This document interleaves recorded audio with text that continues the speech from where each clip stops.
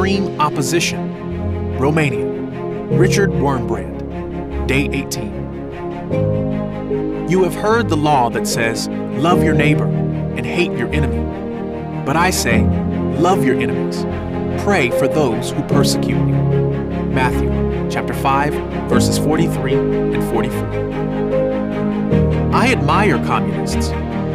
The words seemed strange coming from a pastor who had spent 14 years in communist prisons, but Richard Wurmbrand was sincere when he said them. Many communists were willing to die to defend their utopia. They were more committed to their cause than some I met in churches. In every enemy, Pastor Wurmbrand saw a potential friend and a potential Christian.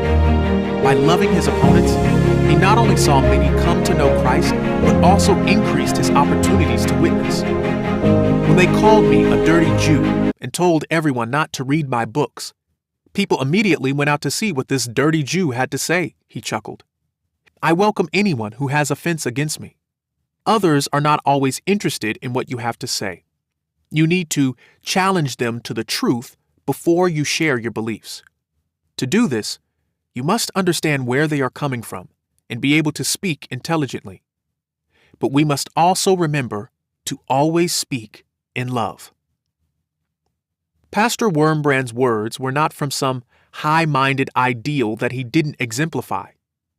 He and his wife Sabina welcomed into their home a Nazi officer who had worked at the very concentration camp where all of Sabina's family had been exterminated.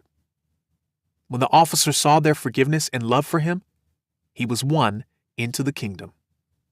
Jesus taught us that others would recognize our faith by our love, especially when it comes to dealing with the opposition. How we treat our enemies is equally important as how we treat those in our own Christian family. In fact, our response to criticism often makes a greater statement for Christianity than any other example.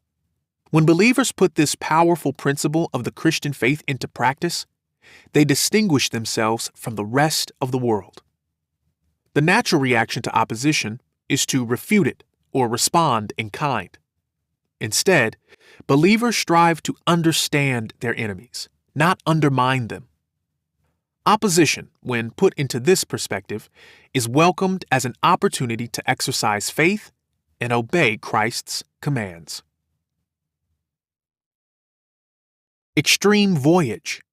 The Titanic. Dr. Robert Bateman. Day 19. You can make